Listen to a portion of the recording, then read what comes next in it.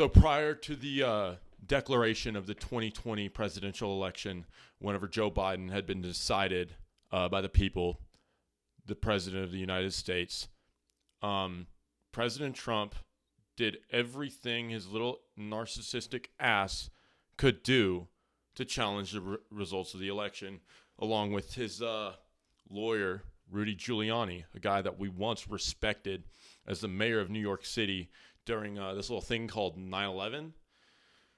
So, yeah, anyway, over 60 times, over 60 attempts at litigation, and only 2 passed.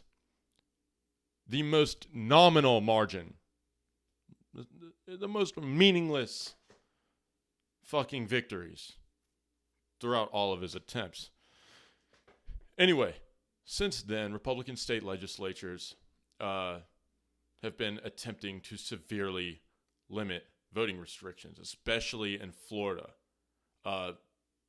Georgia has consistently recounted the ballots. I forgot when the last time was, but it was pretty fucking recent, considering that the election was over 8 months ago. It was almost a year ago. In 4 months, it will have been a year. So here in Texas, in the final, during the regular legislative session, about at least 51 of our state Democrats walked out on the legislation, and here in Texas, that's exactly the number of representatives needed to break quorum and essentially kill the entire legislation. And the reason for that was for the restrictions on voting. So now Abbott has called a special session, and I think a lot of us were freaking out because what are they gonna do again? Because obviously Abbott was going to be pretty ticked off over this, and he is. And so they fled to Washington, D.C. Yesterday morning. Thank God they did. We had, I think, somewhere around 1 million people. My facts on that one are completely off. I'd have to check. But we had over 1 million people, I can guarantee you that, who were eligible voters. And this state, mostly from urban areas, which tend to swing left, didn't vote. Our state representatives on the right, they're fucking scared. And it puts a goddamn smile on my face, I'll tell you what. So some of these restrictions, some of these proposed restrictions ban drive-through voting. Okay, that's one of them. Another one is ban 24-hour voting. Ban the distribution of mail-in ballot applications. Meaning everybody, in my opinion, should receive an application to mail in their ballot as a fucking United States citizen. You know, it's just an application, for God's sakes. New ID requirements, which a lot of people would dispute. I don't think that there should be many ID requirements. I think that you should be able to look up your social security number, you know, kind of how a cop would if you were to get pulled over and have your ID on you.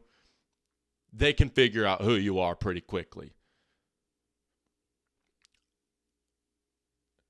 Monthly citizenship checks, a correction process for mail-in ballots. I can't say I disagree with that.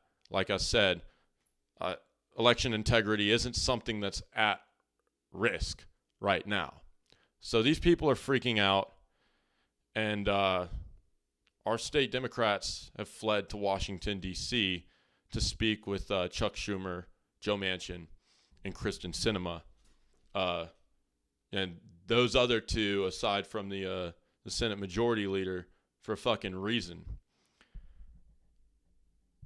They refuse to vote to get rid of the filibuster, which we need to pass the For the People Act. you need a supermajority without the filibuster. Or no, you need a supermajority with the filibuster, which is about 60 people. Right now it's 50-50, and then the vice president, being Kamala Harris, comes in and breaks the tie. So yeah. And then they're also meeting with Biden, and it's a damn big deal.